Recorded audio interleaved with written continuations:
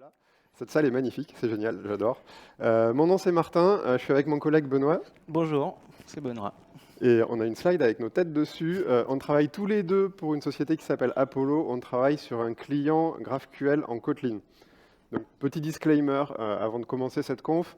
On a un gros background de développeurs Android, donc il va y avoir un petit peu de Kotlin dans ces slides, mais vraiment on a essayé de garder le message le plus générique possible. Et tout ce qu'on va vous dire, ça s'applique que vous soyez développeur iOS, Android ou web. De n'importe quelle manière, c'est une manière efficace de gérer votre cache côté client. Pour repartir un petit peu sur les bases, dresser le tableau rapidement, GraphQL, qu'est-ce que c'est? GraphQL, c'est un langage. Si vous prenez le nom, c'est Graph Query Language. Donc c'est un langage qui permet de décrire et d'exécuter des API. Donc pour décrire des API, ça utilise un schéma. Donc de la même manière que vous avez votre schéma en SQL, vous avez un schéma en GraphQL. Vous avez les types habituels, entier, float, ça c'est du connu. Un peu plus intéressant, vous avez toute la notion d'orienter objet, donc vous avez des objets, des interfaces. Vous avez aussi des unions que je n'ai pas mis là, mais vous avez des unions. Vous pouvez avoir des interfaces qui implémentent des interfaces, donc vous pouvez faire des choses assez sympas en termes de polymorphisme. Vous avez des listes, bien évidemment. Et là, quelque chose qui me tient vraiment à cœur, c'est que ça gère la nullabilité. Donc, moi, je fais beaucoup de Kotlin, et donc GraphQL, comme Kotlin, gère le fait de pouvoir dire si un champ est nul ou non nul. Donc, plus besoin dans votre UI de tester tous les champs un par un, if différent de nul, ou alors doneWrappé, tout ce que vous voulez. C'est directement géré de manière automatique par votre parseur. GraphQL, il y a pas mal d'autres propriétés sympas. L'une d'entre elles, c'est l'introspection. L'introspection, c'est un grand mot pour dire, si vous avez un endpoint GraphQL, il est autodocumenté. Vous pouvez interroger ce endpoint et récupérer le schéma. Et donc ça ouvre la voie à pas mal de tooling très intéressants. Si vous avez déjà fait, par exemple, interagi avec une API GraphQL, vous avez quelque chose qui s'appelle Graphical, où vous commencez à taper votre query, et puis vous avez l'autocomplete dedans, vous avez la documentation si vous faites pomme, clic sur les champs. Donc ça permet vraiment de faire pas mal de choses, y compris en matière de cache, et ça Benoît vous en parlera tout à l'heure. Un autre truc intéressant avec GraphQL, et je m'arrêterai là parce que c'est pas une conférence sur GraphQL, c'est la gestion de la dépréciation. Et si j'en parle, c'est que c'est une des grosses différences avec REST. En REST, vous avez plusieurs versions de vos endpoints, de vos routes, la V1, la V2. En GraphQL, c'est beaucoup plus granulaire. Vous allez pouvoir gérer la dépréciation au niveau de chaque champ. Donc, c'est communiqué directement par le schéma. Le développeur client est au courant à chaque fois qu'un champ est déprécié. S'il fait bien son travail, il peut arrêter de l'utiliser assez relativement rapidement et le développeur back-end peut arrêter de le fournir relativement rapidement. Donc ça, c'est assez sympa. Quelque chose qui arrive, c'est aussi l'opposé. Donc la possibilité de rajouter des champs dans le schéma de manière expérimentale, donc pour dire, s'il vous plaît, n'envoyez pas ça en production, mais vous pouvez quand même nous envoyer des retours dessus. Donc en parlant de différence avec REST, finalement, et comme pour la dépréciation, en REST, vous avez plusieurs endpoints. Donc là, j'aime bien prendre l'exemple de Facebook parce que c'est eux qui ont inventé GraphQL en 2006, si je ne dis pas de bêtises. 2012. 12. Waouh. C'était il y a 10 ans. C'était il y a 10 ans, oui, on a fêté les 10 ans de GraphQL. Donc ils avaient ce problème où ils avaient une API pour un site desktop. Et puis, ils avaient plusieurs services, ils ont voulu faire du mobile, des smartwatches, tout ça, et ils se sont retrouvés avec, à chaque fois, plein de endpoints différents, plein de routes différentes. Donc, à maintenir, vous imaginez bien que c'est pas mal de boulot, et puis ça génère pas mal de friction. Si vous êtes développeur front-end, par exemple, que vous êtes déjà retrouvé dans une situation où vous avez besoin d'afficher quelque chose qui n'est pas disponible dans votre API, ce qu'on fait classiquement, c'est qu'on va voir le développeur back-end, on lui demande de rajouter le nouveau champ, ça prend un petit peu de temps, c'est rentré dans le sprint, et puis bon, on revient quelques jours ou quelques semaines après, et donc il y a beaucoup de friction.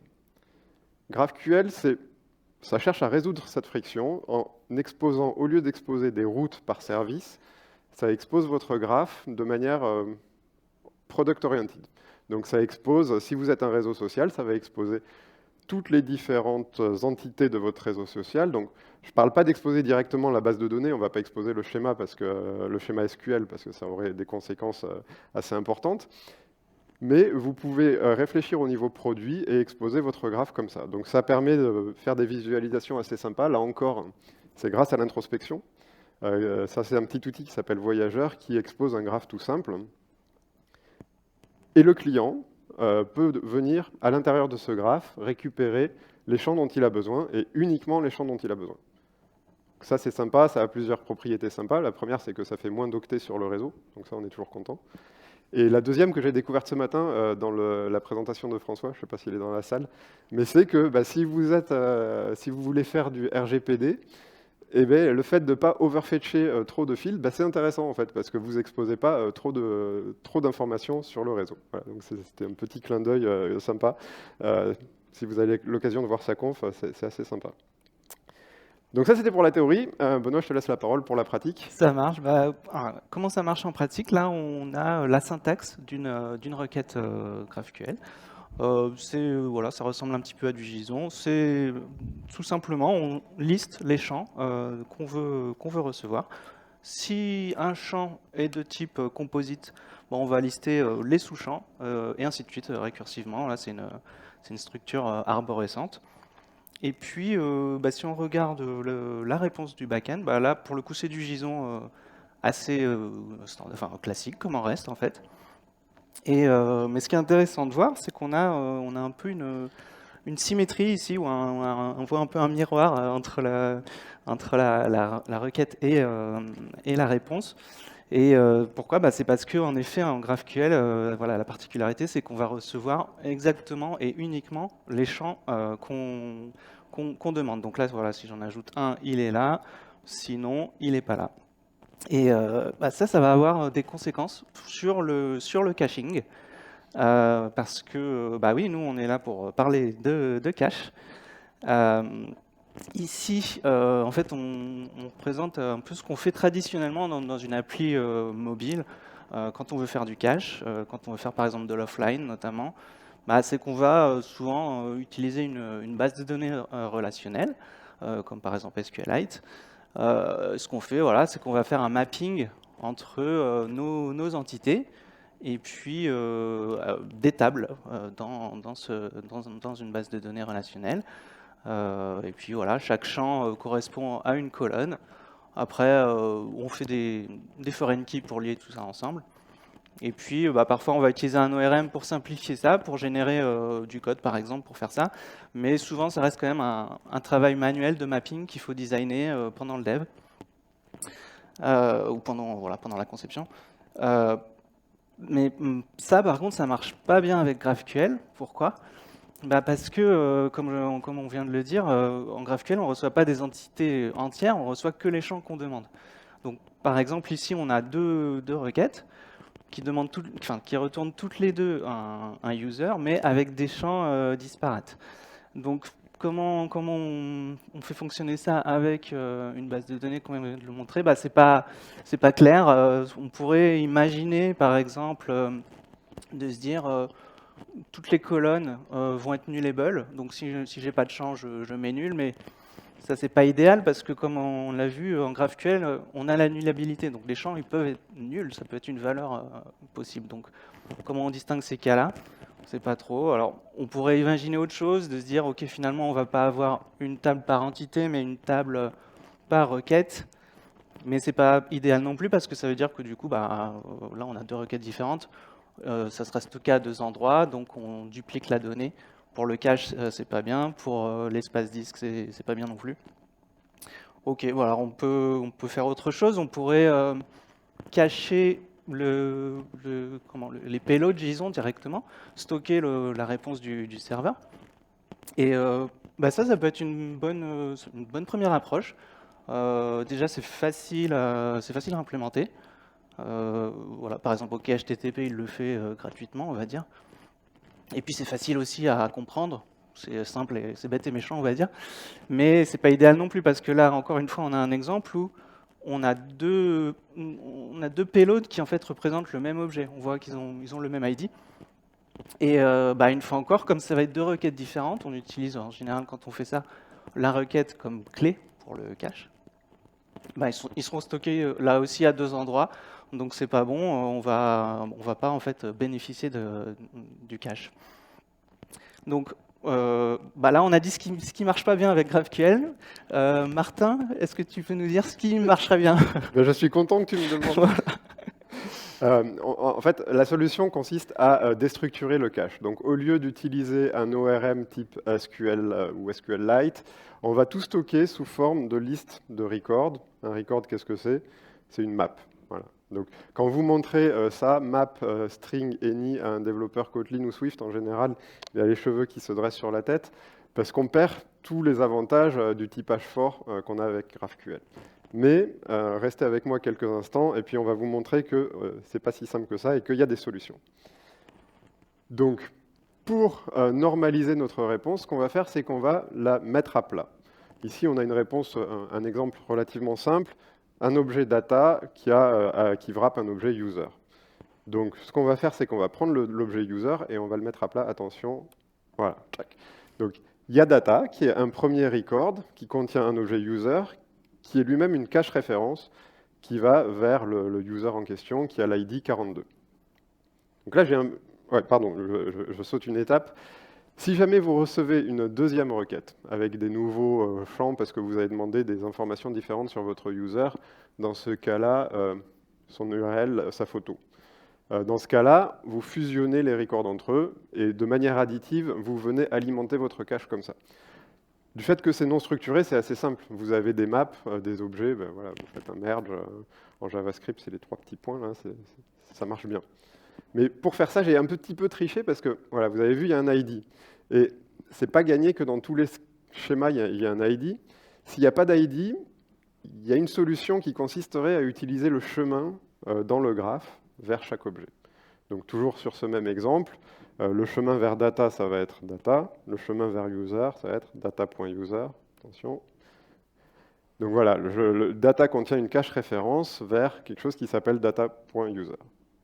Mais comme toujours avec les graphes, vous avez plusieurs manières de parcourir votre graphe et c'est tout à fait possible d'avoir votre utilisateur qui est à un autre endroit dans le graphe et d'y accéder par un chemin différent. Donc dans cet exemple-là, vous allez accéder à l'utilisateur par le chemin data.todo de 0.user.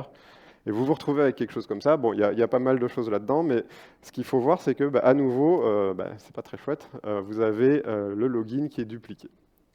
Donc ça, c'est vraiment la première leçon à retenir de cette présentation. C'est si jamais vous voulez faire du cache côté client de votre graphe, avoir des ID, c'est très très pratique, même voire indispensable. Donc pensez bien à toujours les définir dans votre schéma. Et côté client, à les demander dans chaque requête. Ok, donc voilà, j'ai défini mes ID, j'ai stocké mes records dans le cache, c'est bien, mais maintenant moi je veux faire l'opération inverse, je veux récupérer mes données pour l'utiliser, pour lire mon cache et l'utiliser dans mon code.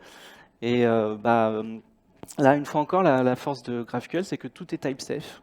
On a les informations de typage de tous les champs. Donc ça c'est dans le schéma. Et grâce à ça, une librairie peut en fait faire l'opération inverse, reconstituer les données en fortement typées grâce à toutes ces informations de typage qui permettent de faire du tooling assez puissant autour de GraphQL. Et justement, on en vient au tooling, on en vient à Apollo Kotlin, qui est une librairie open source, c'est sur GitHub. C'est en version 3 et quelques actuellement. Et c'est un client GraphQL.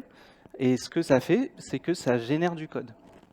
Donc ça va prendre vos requêtes GraphQL et grâce au schéma, ça va en générer des modèles qui sont en l'occurrence des data classes Kotlin ou des classes Java, et ainsi que des parseurs qui vont instancier ces modèles et les remplir avec les payloads JSON qui viennent du réseau. Et puis, Apollo Kotlin, ça vient aussi avec une dépendance optionnelle, avec un graphe normalisé, un cache normalisé qui est implémenté exactement comme Martin l'a expliqué. Donc on va regarder vite fait juste comment on utilise ça avec un petit peu de code. C'est assez simple, on définit un cache, ici c'est un cache en mémoire, et puis on le positionne sur le client Apollo au moment où on l'instancie. Et puis à partir de là, toutes nos requêtes vont passer par le cache normalisé. On a aussi une version persistante qui s'appelle SQL Normalized Cache. Pourquoi? Parce que sous le capot, ça utilise SQLite, mais en fait, on n'a pas besoin de le savoir. Et puis, c'est une utilisation très simple de SQLite. C'est juste un stockage clé-valeur. Et puis un truc qui est pas mal, c'est qu'en fait on peut utiliser les deux en même temps parce qu'on peut chaîner des caches, et ça c'est bien pour la performance, parce qu'en fait on va utiliser en priorité le cache mémoire qui est très rapide, et puis on fallback sur le cache persisté, et puis voilà, après on fallback sur le réseau si on n'est pas dans le cache. Donc maintenant qu'on a des données qu'on a stockées dans un stockage, on peut faire aussi d'autres choses avec. Martin? Ouais, on arrive voilà, à la fin où finalement on peut faire des choses assez sympas une fois qu'on a mis en place tout ça. Et ces choses assez sympas, ça s'appelle des watchers. Donc c'est un bien grand mot pour dire que vous pouvez écouter votre graphe, votre cache normalisé, et réagir aux modifications dans votre cache. Les modifications en GraphQL, ça se fait avec des mutations. Une mutation, c'est en gros l'équivalent d'un post en REST. Vous dites à votre backend, je veux modifier cette information. Alors ici, vous avez une mutation assez simple qui consiste à changer le status d'un utilisateur. Donc, la seule différence, c'est qu'au lieu d'utiliser le mot-clé query, ça utilise le mot-clé mutation. Et donc ça déverrouille des cas d'utilisation assez sympathiques du genre des UI réactives. Là, c'est un exemple d'application mobile très très simple. Ça affiche un login et puis le status. Donc là, on voit que l'utilisateur, il est chez lui, il travaille de la maison. Et pour faire ça, on va définir notre nouvel écran et on va commencer à écouter le cache normalisé. Ce watch, là, il va faire une première requête vers le réseau qui va récupérer la valeur du réseau, qui est oui, je suis en télétravail chez moi, tranquillou. Et puis, le watch, il va continuer. Alors là, je parle de coroutine, mais ça pourrait être n'importe quoi dans un autre langage. C'est vraiment quelque chose de réactif. Vous pouvez avoir des callbacks qui continuent de tourner en tâche de fond autant qu'il faut, jusqu'à ce que vous enleviez le callback. Et puis, vous voulez changer le status, donc vous cliquez sur le bouton, vous changez le status. À ce moment-là, vous démarrez dans un endroit complètement différent une nouvelle fonction qui fait la mutation. La mutation reçoit la valeur du réseau, l'écrit dans le cache. Et au moment où vous fermez votre pop-up, vous n'avez absolument rien à faire. Donc ça, c'est quand même assez sympa. Il n'y a plus de bug de consistance entre les différents écrans. Il y a directement le nouveau statut qui est enregistré. Donc là, vous me voyez venir avec mes gros sabots. Voilà, c'est vraiment cette idée d'interface graphique qui est 100% réactive. Vous avez d'un côté votre graphe de views, de widgets ou d'éléments graphiques. De l'autre côté, vous avez votre graphe network avec votre backend, qui est un gros graphe. Et au milieu, vous avez le cache normalisé qui réconcilie un petit peu les deux et qui mirror finalement votre interface graphique. Donc il suffit de transposer votre cache normalisé dans l'interface graphique. Donc voilà, en 20 minutes, on a vu pas mal de choses. On a vu les bases du GraphQL, on a vu pourquoi les techniques classiques de caching ne s'appliquent pas forcément. On a vu ce que c'était un cache normalisé, on a vu comment le démarrer dans une application Android, comment ça pouvait aider pour le support du offline, et voilà, c'est déjà pas mal. Et puis voilà, dernier point quand même, c'est si jamais vous voulez l'implémenter chez vous, n'oubliez pas vos ID. Et puis je laisse juste la parole très rapidement, promis, à Benoît pour la conclusion. Ça marche. En fait, voilà. Si vous voulez aller un peu plus loin à partir d'ici, ici on a juste listé deux issues, enfin deux tickets sur le GitHub de Apollo Kotlin qui parlent de l'évolution du du cache. Donc des questions d'expiration et de garbage collecting, et des questions de pagination. Donc n'hésitez surtout pas à aller voir si ça vous intéresse, parce qu'on est en pleine réflexion sur ces sujets-là. Et puis le cache aussi, c'est un petit peu pas que côté client, c'est aussi côté back-end. Donc là, c'est juste des mots-clés que vous pouvez googler pour si le sujet vous intéresse avec GraphQL, le caching côté back.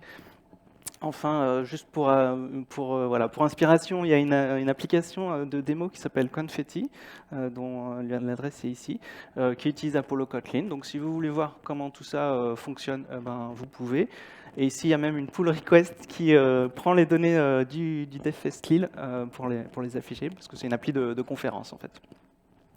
Et je crois, alors, je pense qu'on n'a pas le temps pour les questions, mais n'hésitez pas à scanner ça pour rater pour rater le talk, je ne sais pas comment on dit en français. Et puis surtout, on est là, donc venez nous voir, on sera là à la pause, on sera là aujourd'hui. Et puis voilà.